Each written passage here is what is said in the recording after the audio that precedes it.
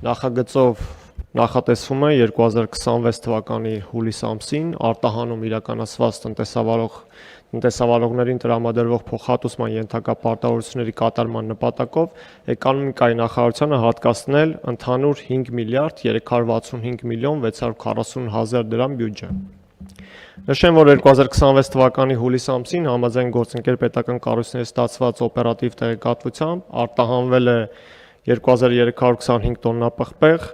1579 տոննա լոլիկ, շուրջ 3.6 միլիոն հատ ծաղիկ, ծիրանի արտահանումը կազմել է 7010 տոննա, կեռասը 1715 տոննա, 430 տոննա սալոր է արտահանվել, 1645 տոննա դեղց եւ նեկտարին եւ այդպես շարունակ, քանի որ ցանկը շատ է, բոլորը չթվեմ, բայց արտահանման շուկաների դիվերսիֆիկացման նպատակով իրականացվող միջոցառումների եւ տնտեսվարողների կողմից ձեռնարկած քայլերի արդյունքում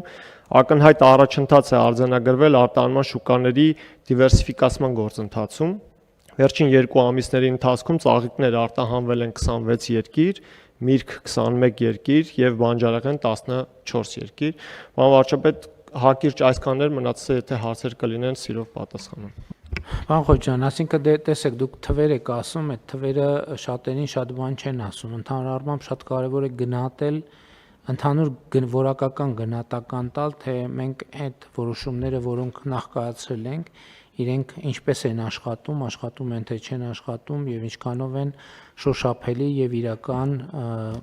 իրական ազդեցություն ունենում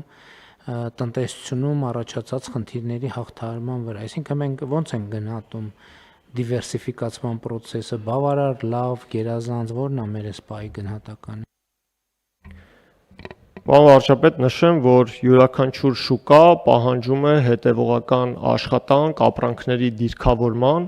մատակարարման ժամանակացույցի ճշգրտման եւ առևտրային ցանցերի ամբողջական համապատասխանության առումով։ Ակնհայտ է, որ այս փուլում տեղի է ունենում արտաքին շուկաների եւ մատակարարման շղթաների վերադասավորումներ։ Եվ իհարկե այն առաջացնում է որոշակի տնտեսական ցնցումներ տնտեսավարողների մոտ եւ այդ է պատճառը, որ կառավարությունը արագ արձագանքման մի քանի միջոցառումներ է իրականացնում, որպեսզի այդ հարցը մեղմի եւ միաժամանակ տնտեսվարողները իրենք եւ ադապտացվում են փոփոխվող միջավայրին եւ նաեւ փորձում են առավելագույնս օգտագործել ստեղծված հնարավորությունները։ Կան տնտեսվարողներ, որոնք առավել պատրաստ են այս փոփոխություններին եւ ավելի արագ են արձագանքում, կան տնտեսվարողներ, որոնք իրենց բիզնեսի վերափոխման անհրաժեշտություն ունեն եւ կունենան։ Ընդհանուր առմամբ մի փոքր դժվարություն է առաջանում համեմատել արտահանման ծավալները, երբ իրար հետ համեմատում ենք, դժվարություն է առաջանում համեմատել, թե արդյոք օրինակ ծիրանի 10600 տոննա արտահանումը դա լավ ցուցանիշ է, թե ոչ, որովհետև եթե համեմատում ենք նախորդ տարվա ցուցանիշի հետ, տեսնում ենք, որ այն զգալի նվազ է, բայց նաև զուգահեռ տեսնում ենք, որ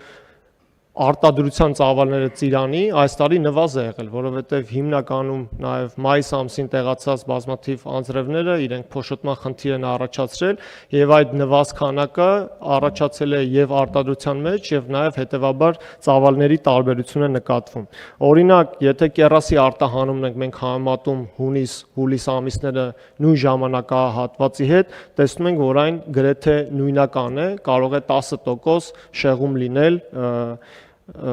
նախորդ տարվա նույն ժամանակի հետ համեմատած։ Օրինակ դեղցը եւ նեկտարինի արտահանումը հունիս-հուլիս ամիսներին ավելի շատ է, էլի նույնական մակարդակում գտնված ավելի շատ է։ Ակնհայտ է, որ որոշ ապրանքատեսակներ իրենք